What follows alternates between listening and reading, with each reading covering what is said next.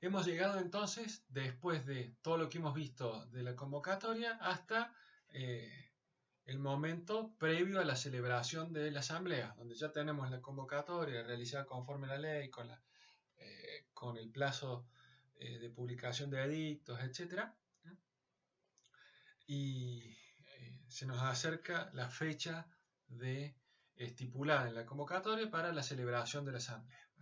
La ley que nos dice, artículo 238, esto algo ya hemos visto en las bolillas anteriores, pero bueno, lo ponemos bien en claro ahora. Con una antelación de por lo menos 3 días de anticipación a la asamblea, el accionista va a tener que comunicarle a la sociedad su participación a través de un medio fehaciente, puede ser por una nota, va a tener que comunicarle a la asamblea, por supuesto acreditando su calidad de socio, que va a asistir a la asamblea. Tiene que comunicarle a la sociedad que va a asistir a la asamblea. Si llegara a tener acciones, ese accionista, si llegara a tener los títulos de las acciones, le va a tener que entregar, dejar en depósito esas acciones a la sociedad, y la sociedad le va a dar un comprobante de que les ha dado de que ha recibido por parte del accionista esas acciones. La idea era, como dijimos, saber que las personas que han comunicado la asistencia y dejado las acciones van a venir esos y no van a venir otras personas.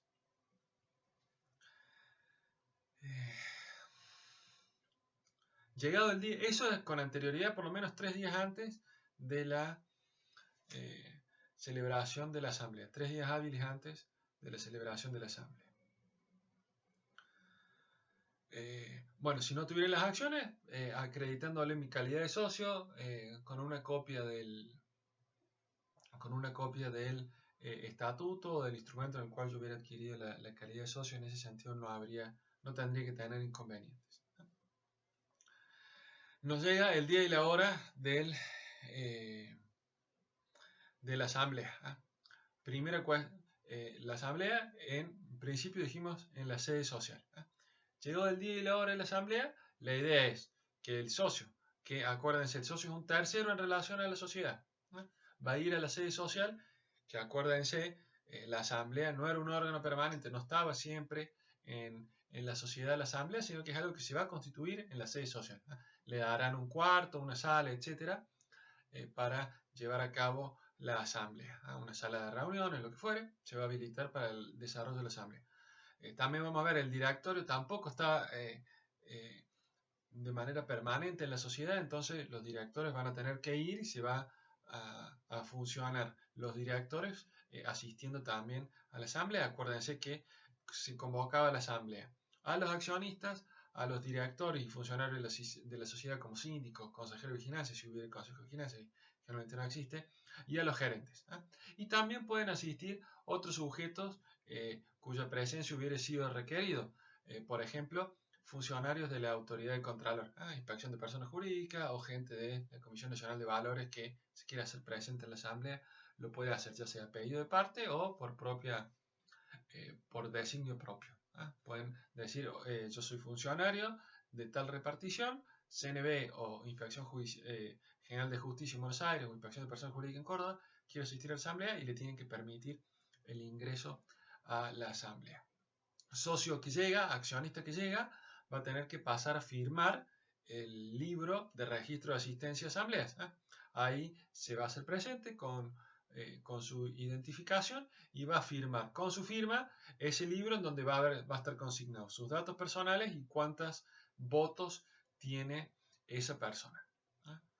Llegada la hora de comienzo de la asamblea, el presidente del directorio, que va a funcionar como presidente de la asamblea, va a ser el encargado de presidir la asamblea, va a tener que ver ese libro de registro de accionistas, y si se ha reunido el quórum, la asamblea puede comenzar. Se discute si hay alguna suerte de plazo de gracia, si 15 minutos, hasta 15 minutos después del vencimiento de la hora para las asambleas se puede permitir el ingreso, etc. La regla en principio sería que no, por eso hay una segunda convocatoria. Entonces se le recomienda a un accionista, che, llega temprano y firma el libro de asistencia de manera temprana para evitar cualquier problema y ya uno se queda en la sede social como accionista a los efectos de la asamblea. Primera cuestión a discutir. ¿Pueden comparecer el accionista acompañado de otras personas? Esto lo van a ver en los videos que yo les he mandado, donde se discuten, y bueno, y son cuestiones del ABC de los conflictos societarios, cuando el accionista quiere comparecer conjuntamente con un abogado de su confianza o con un escribano o con dactilógrafos o con camarógrafos que vayan a firmar la asamblea. ¿Por qué esto último, esto de los grabadores, el escribano, los dactilógrafos, los camarógrafos? Con la idea de acreditar qué es lo que pasa en la asamblea. Acuérdense que una cosa va a ser el acto asambleario, que es el acto jurídico, lo que nos importa, y otra cosa es el acta, que es un documento que es donde se van a volcar resumidamente qué es lo que ha pasado en la asamblea. Puede ser que el acta no refleje fielmente lo que haya pasado en el acto. Y si nosotros vamos a querer impugnar la asamblea, lo que vamos a impugnar no es el acta de asamblea, sino el acto asambleario. De ahí que a los efectos de impugnar el acto tengamos que acreditar efectivamente qué es lo que ha pasado, y si por ejemplo no me dejaron hacer uso de mi derecho de voz, a lo mejor la única manera que lo tengo para acreditar es lo que me haya tomado nota el escribano y lo que certifique el escribano que haya pasado, y a lo mejor en el acta no dice nada, se omite o se hace alguna mención como no haciendo luego de un breve intercambio con tal persona se decidió aprobar el punto, cuando en realidad ese intercambio era un pedido, un enérgico pedido de explicaciones con acusaciones de que los directores obraron mal, etcétera, etcétera. Bueno, todo eso no queda plasmado a lo mejor en el acta, porque quienes hacen el acta son miembros designados por el grupo mayoritario, y yo como socio minoritario quiero acreditar al detalle todo lo que yo les dije, y ellos no me respondieron para el día de mañana impugnar la asamblea, iniciar una acción de responsabilidad de los administradores, etcétera, etcétera. Todo eso va a ser necesario, o la práctica aconseja que uno vaya preparado a preconstituir la prueba que el día de mañana tenga que llevar en un juicio. Entonces se discute si puede ingresar el accionista con un escribano o no. Gran discusión, porque por supuesto, o gran, digamos, la típica cuestión que se puede plantear en la puerta, de decir, bueno, usted es accionista, usted puede entrar, y va pasando el accionista el umbral de la puerta conjuntamente con su escribano, y le tocan al escribano le tocan el hombro y le dicen, no, oiga, usted se queda afuera. No, pero que yo vengo, usted se queda afuera, usted no es accionista. No está previsto esto en la ley, en la reforma de la ley de sociedades sí está previsto. Esto da lugar a muchísimos conflictos.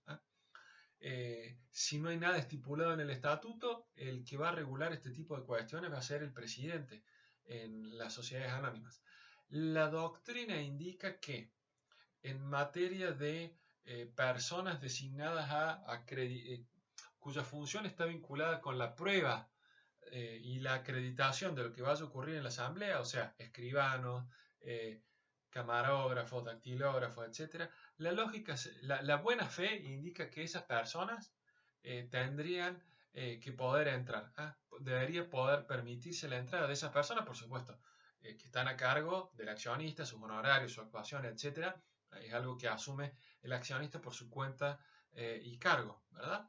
Pero en principio, como la actuación de esas personas lo único que haría es a la transparencia del acto accionario, no permitirle las entradas, no permitirle la entrada sería una cuestión hasta casi de mala fe y habilitaría la impugnación de la asamblea por ese solo motivo. Discusión, yo entiendo que ello es así.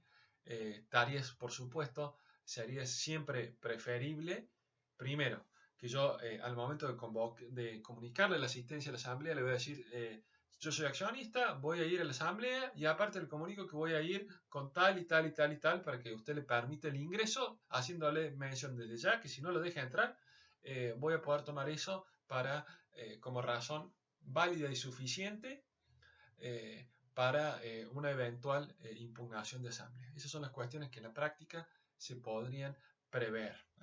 ¿Qué pasa con asesores? Un contador, un ingeniero, un licenciado en administración de empresas, un abogado que el accionista quiera llevar con él para eventualmente, para que esas personas le dicten al oído las recriminaciones o pedidos de explicaciones que haya que efectuarle a los directivos de la sociedad, a los directores, a los síndicos, a los gerentes. En principio ahí se podría discutir un poco más, porque podría decir, bueno, usted asesórese afuera y entre, pero entre a hablar usted.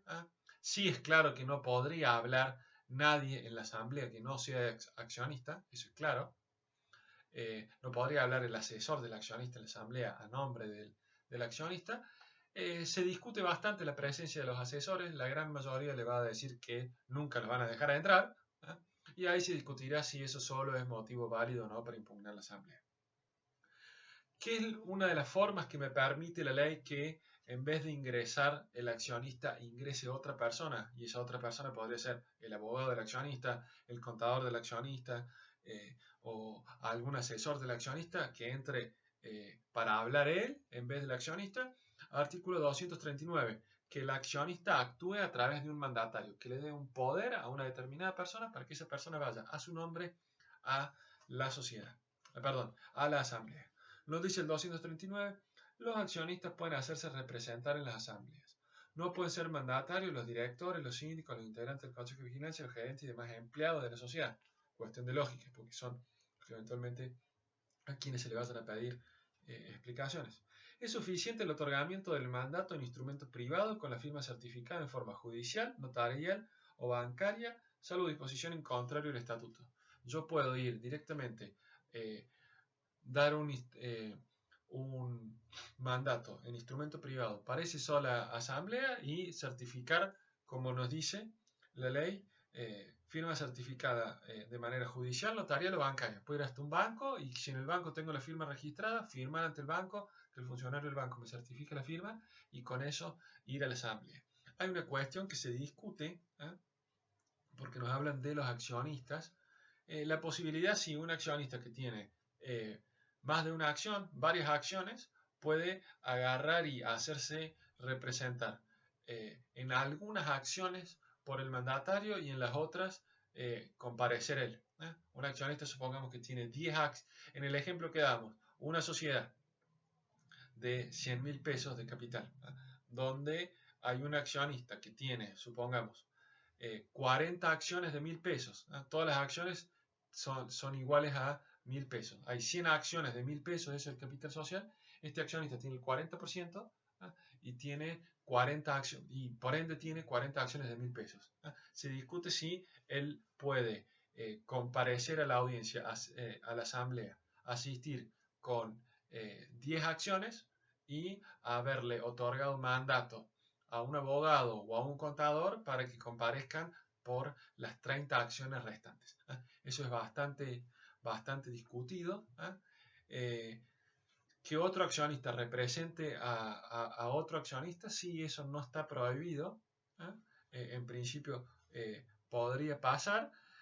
Todo un tema, los límites de lo que es el mandato societario. Pero sería una forma de, eventualmente, si tenemos dos o más accionistas que van a votar de la misma manera, bueno, si los dos se ponen de acuerdo, va uno solo y el otro le concede mandato a un asesor. Otro tema es hasta cuándo se puede hacer ese mandato. A ese mandato lo tenemos que hacer con anterioridad a la comunicación a la asistencia a asamblea o lo puedo hacer hasta el inicio mismo, con anterioridad al inicio mismo de la asamblea. No está claro en el artículo 238 la idea de si tiene que hacerse antes de la comunicación o no. No está claro ese tema. Sepan nomás que no está claro, eso es lo que me interesa. Podría pasar, si no está muy claro, la ley posibilitaría la idea de que el accionista pueda dar un mandato aún habiendo ya depositado las acciones. La prudencia indica que ante la duda, y no vaya a ser que nos digan, no, pero las acciones, no las, como yo sé que a este mandante no tiene las acciones, ¿cómo va a votar a favor tuyo, etcétera? Por las dudas, la prudencia indicaría hacerlo antes de que se proceda a comunicar la asistencia. Es decir, en vez de ir yo, va a ir fulano tal, pero no está prohibido en la ley, o sea que podría ser, como les digo, antes de la misma celebración de la asamblea.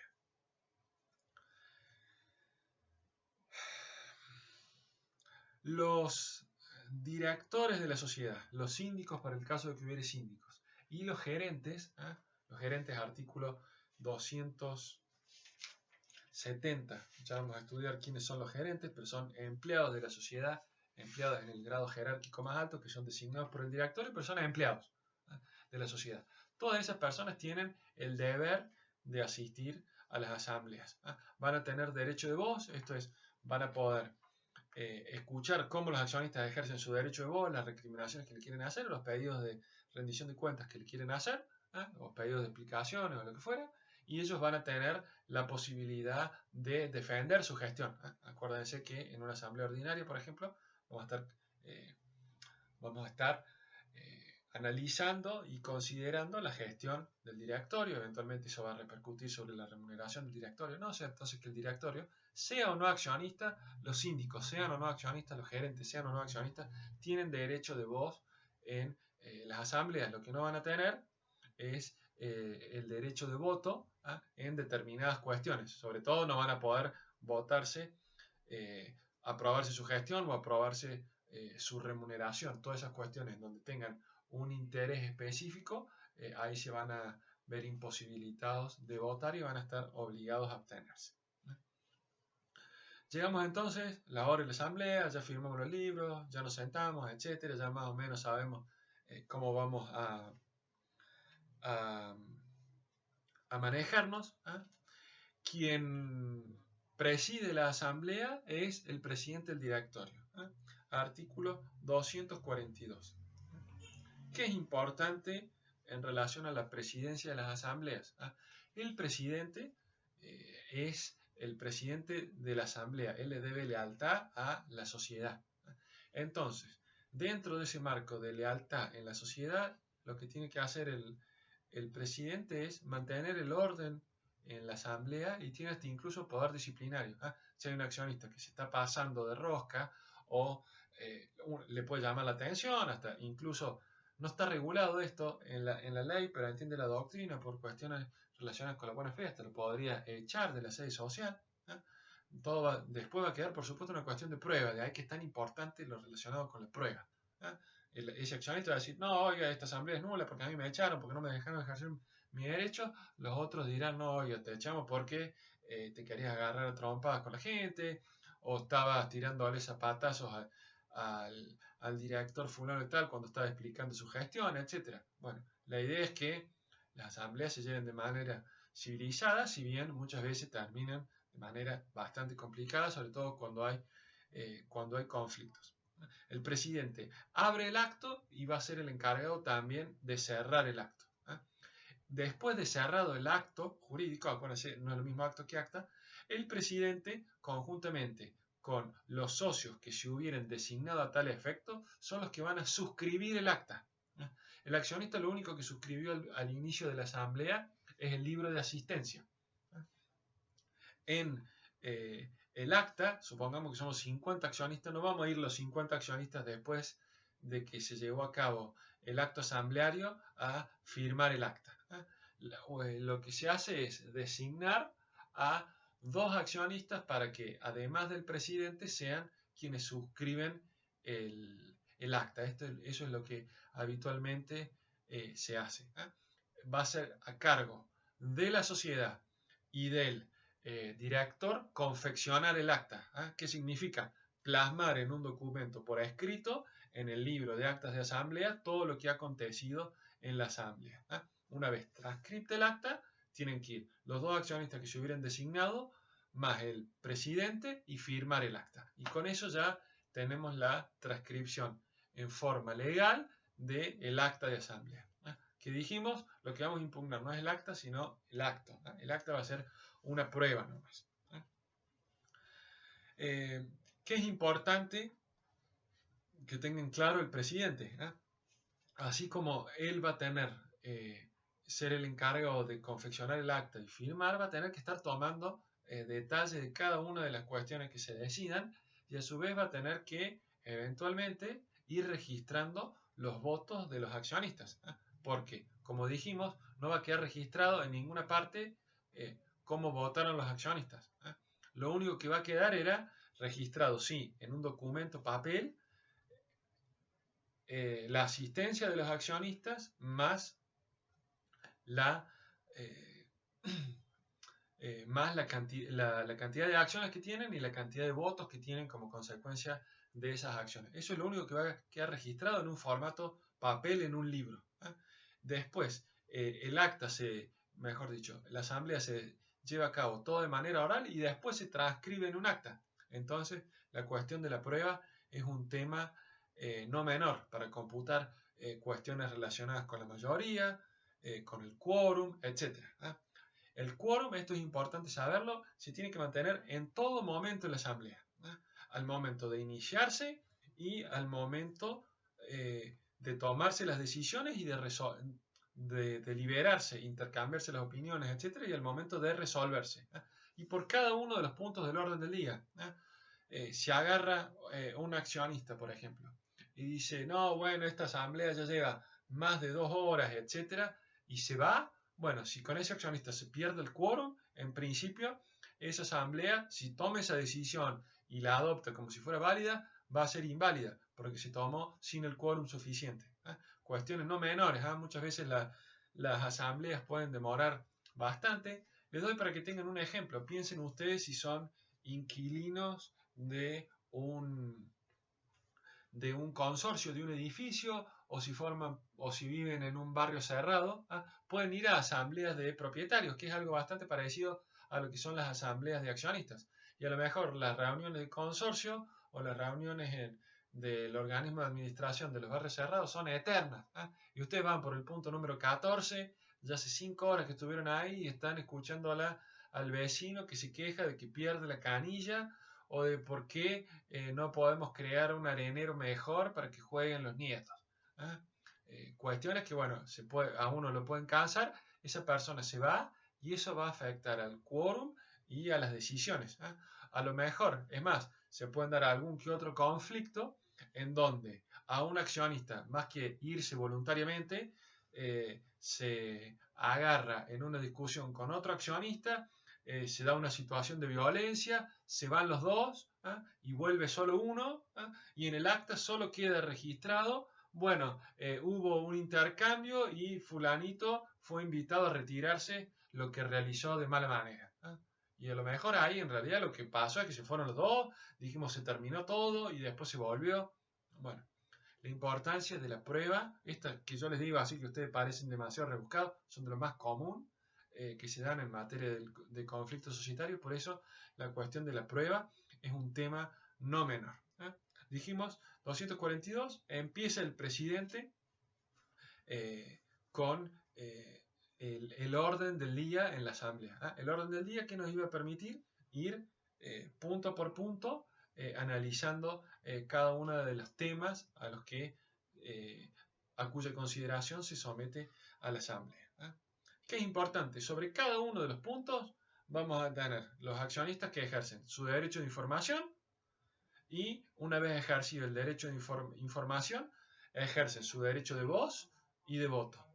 Le pueden pedir explicaciones a los directores o a los gerentes, esos directores o gerentes contestar y en base a lo que digan los accionistas decir tal o cual cosa, y después eventualmente terminada esa etapa de ejercicio del derecho de información y del derecho de voz, pasar al derecho de voto. El presidente decir, bueno, oiga, cada uno va a tener 5 minutos para hablar, todo va a depender también, lo que les decía, cómo se toma razón de esos cuestionamientos. Muchas veces es tan resumida el acta de asamblea en donde se dice, el accionista cuestionó lo informado en el balance, y a lo mejor estuvo media hora diciendo por qué el balance era falso, o mostraba un ejercicio beneficioso que no era tal, solo para que los administradores pudieran señalar que se estuvieron manejando bien y reclamar que se le paguen honorarios, etc. Bueno, se pueden dar 1000 cuestiones, todo va a depender de cómo queda transcripto en el acta y efectivamente qué es lo que pasa.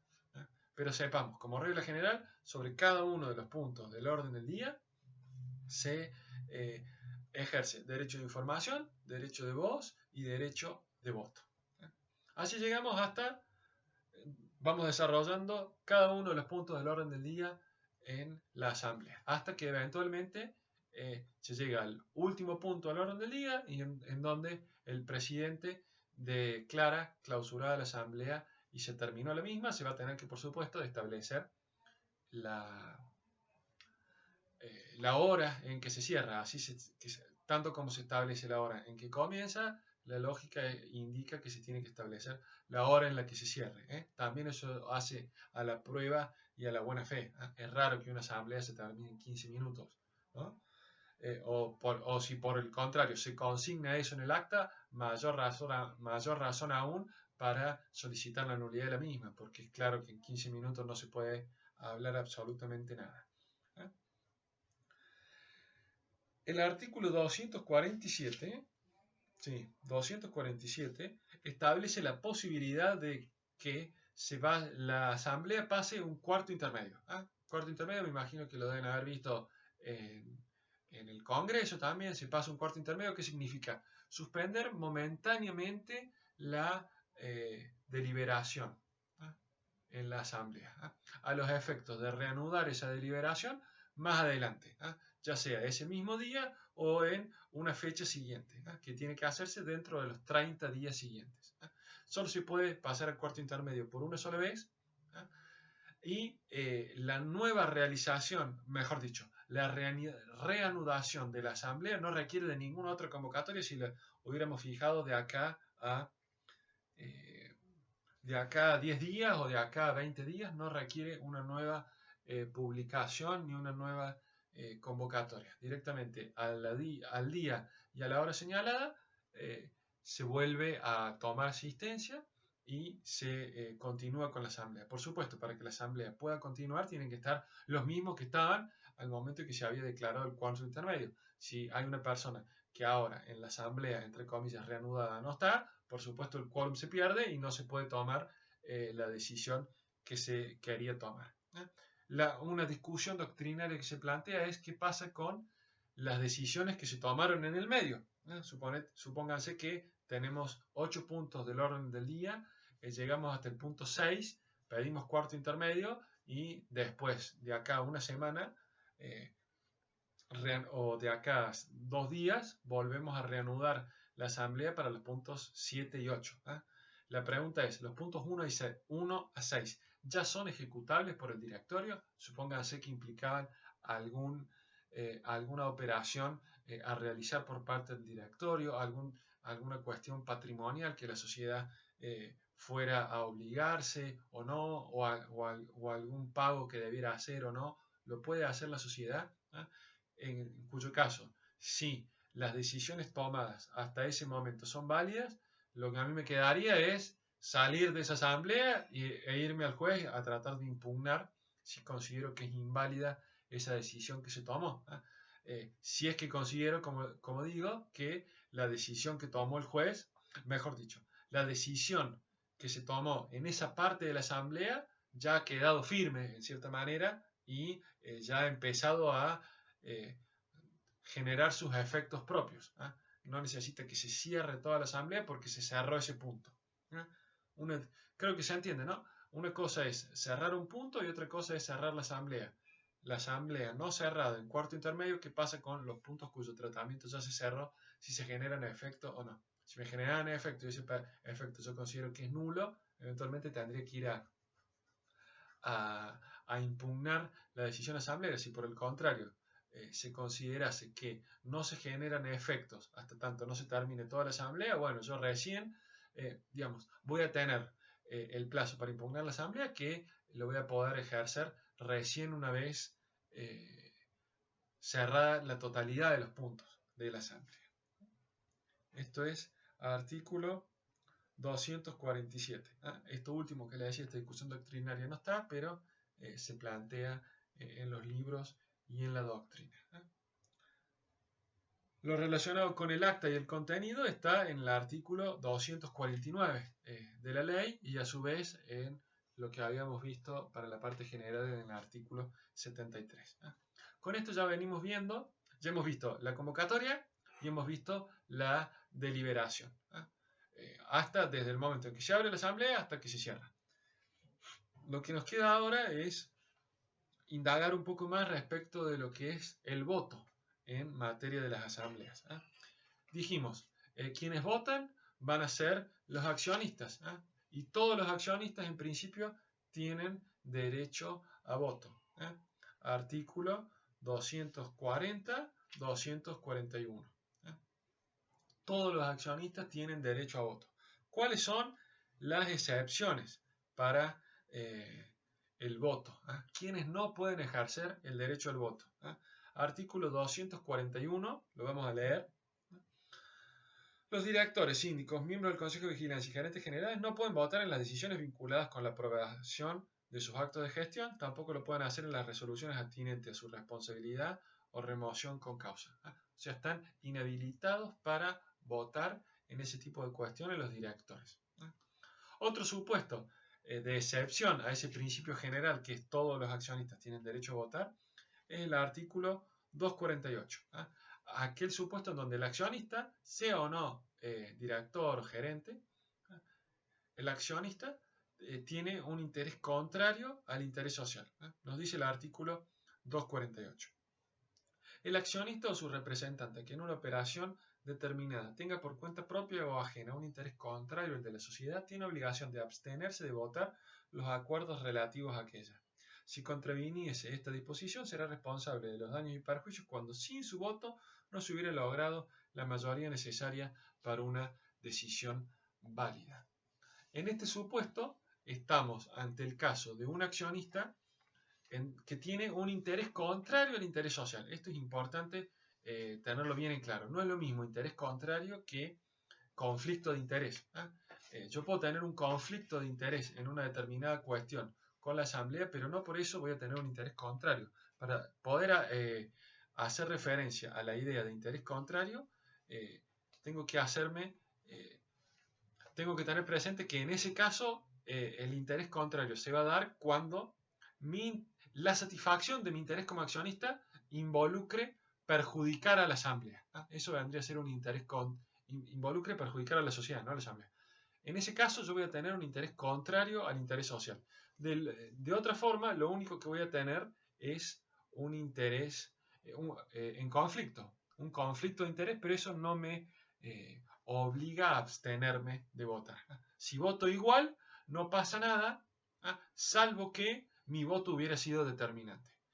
Accionista con interés contrario, que no debía votar y que votó y que su voto fue determinante, acción de daños y perjuicios. Eso nos dice el artículo 248. Por supuesto, voy a tener que probar lo determinante de ese voto y efectivamente cuál fue o no el perjuicio ocasionado a la sociedad.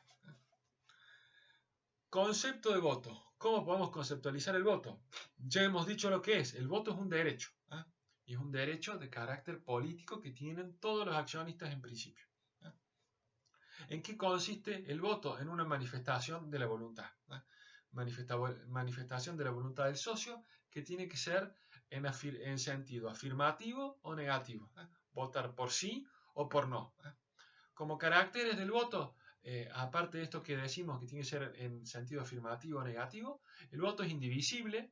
Yo no puedo votar a algunas cosas sí o a algunas otras cosas no. O apruebo o no apruebo la gestión, por ejemplo, no puedo aprobar más o menos o a medias, no. El voto es indivisible. El voto es en sentido afirmativo o negativo, lo dijimos. El voto es incondicionado, o sea, yo no puedo decir, bueno, yo voy a votar la gestión si a mí me aprueban que como síndico, también ustedes me van a aprobar la gestión porque yo no me puedo aprobar mi propia gestión. Yo soy accionista y síndico. No, el voto es incondicionado, no puede ser condicionado. Y tercer aspecto, que no es un tema menor, el voto, no es tercer aspecto. Dijimos, en sentido afirmativo o negativo, indivisible, no condicionado y cuarta característica, el voto no es secreto. El voto tiene que ser exteriorizado. ¿Por qué? Porque eso me va a permitir saber si un accionista que tenía que abstenerse de votar, que estaba inhabilitado para votar porque era director, se terminó votando a sí mismo, aprobando así su gestión, ¿no? Algo que está en principio prohibido. Si lo hacemos por correspondencia, si lo hacemos todos en un papelito y no se sabe quién votó qué cosa, no se va a poder hacer este análisis de si se votó o no conforme lo establecido en la ley. No existe, como en la SRL en algunos casos uno podía prever, un sistema de votos por correspondencia. Votan los accionistas que están presentes al momento de tomar la decisión y los únicos votos que interesan son los votos de los accionistas presentes. Acuérdense lo que hablamos cuando hablábamos de las mayorías. Lo que íbamos a tener en cuenta a los efectos del quórum son la mayoría de acciones en relación a la sociedad. Lo mismo que pasaba en el Congreso. La mayoría de legisladores sentados en su banca respecto a todos los legisladores. En quórum era mayoría de acciones con derecho a voto, pero lo que interesaban eran las acciones en relación a la totalidad de las acciones en que se representa el capital social. En materia de votos, como hay posibilidad de que las acciones otorguen más de un voto, y puede pasar que no todos los accionistas, que no todas las personas que tenían acciones fueron a la sociedad, fueran a la asamblea, lo que vamos a tener en cuenta son los votos presentes.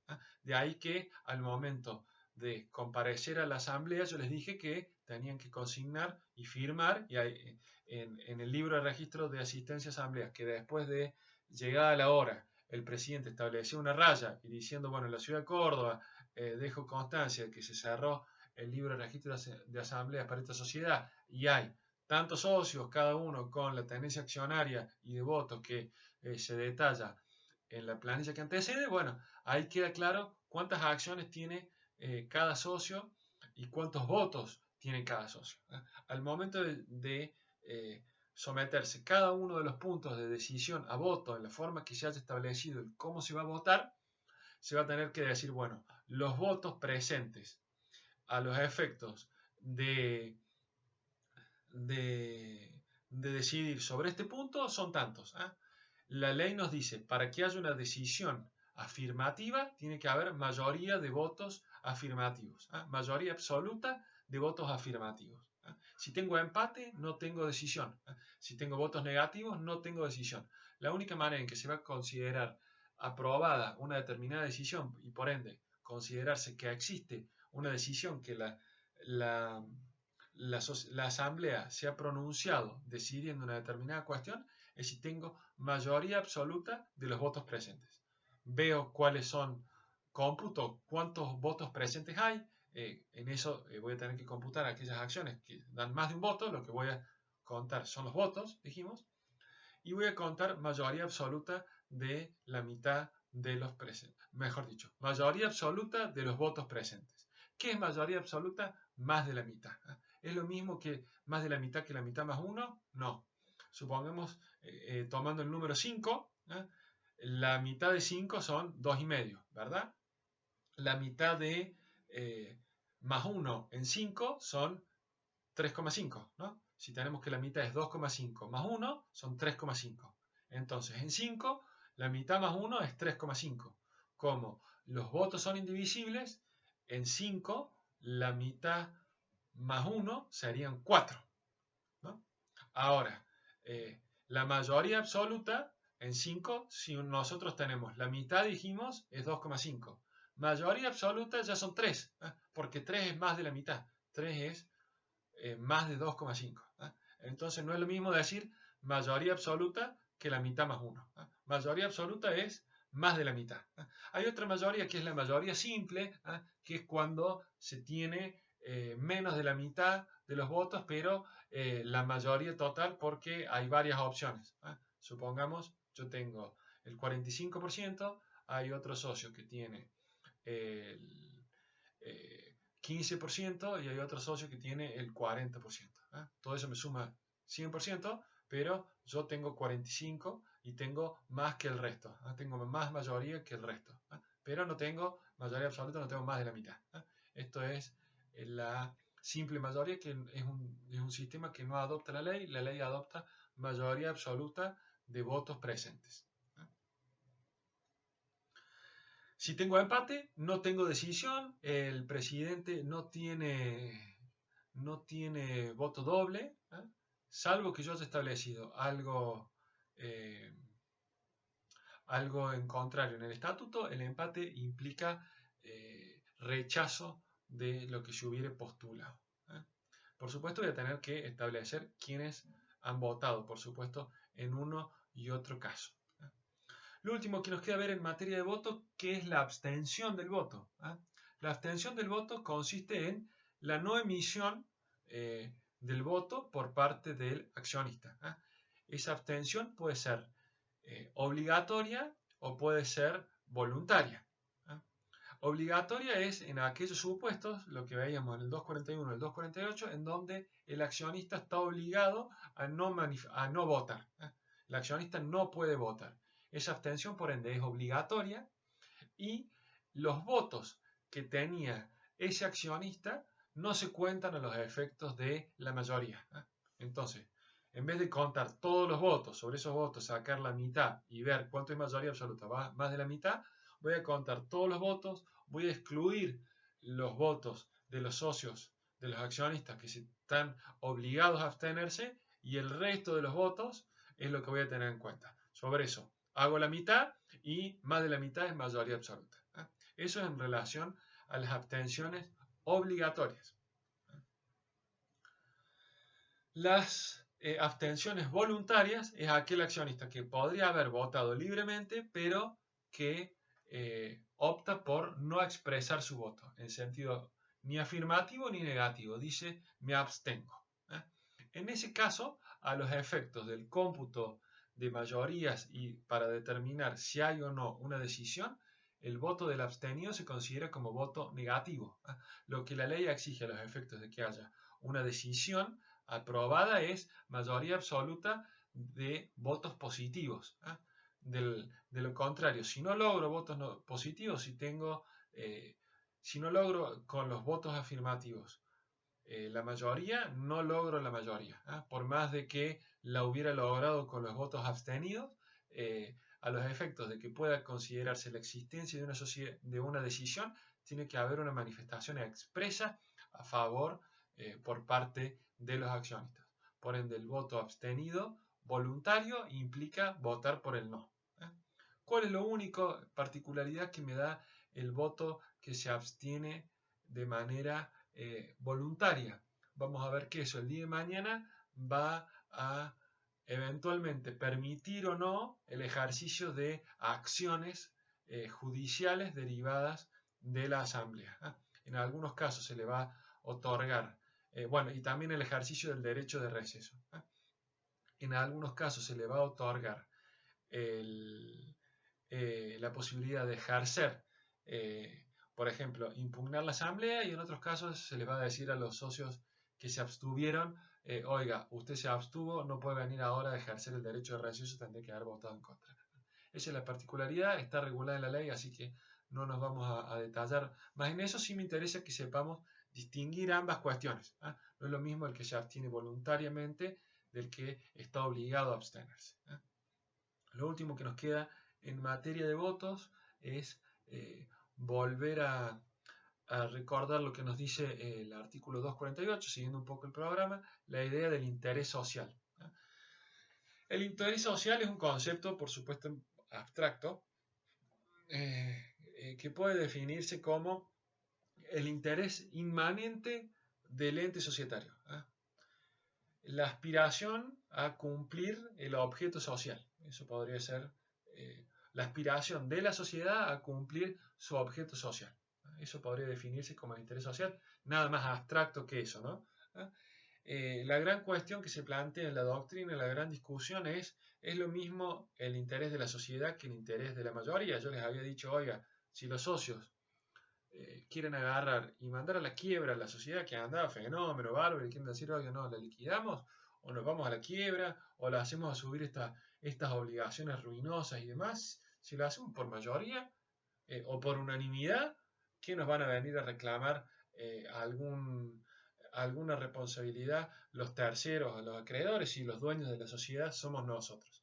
Ahí vamos a entrar a ver cuánto de institucionalista o no puede tener la interpretación que hagamos sobre esta cuestión. De decir, no, hay que privilegiar un interés inmanente, impersonal, que le podamos atribuir a la sociedad en sí misma como integrante del quehacer económico de una sociedad o de un país, o vamos a privilegiar el derecho y la libertad patrimonial de las personas de hacer con su patrimonio lo que ellos quieran mientras no dañen a terceros. Discusiones que se dan, me interesa que sepamos que existen y nada más. Lo único que, ¿para qué nos interesa este concepto de interés social? Aparte de tener esta noción que es importante, la ley en varios pasajes habla de el interés social. En el artículo 248 vimos que el accionista que tiene un interés contrario al interés social está obligado a abstenerse. No es lo mismo, habíamos dicho, el conflicto de interés. Yo puedo tener un interés individual, el accionista puede tener un interés individual que no sea contrario al interés social, que sea nada más que un mero conflicto de interés, o sí puede ser un interés contrario. Puedo tener un interés, dijimos, que sea individual y que entre en conflicto con el interés social, pero que no sea contrario al interés social. Primera opción. Segunda opción, tener un interés individual que sí sea contrario al interés social.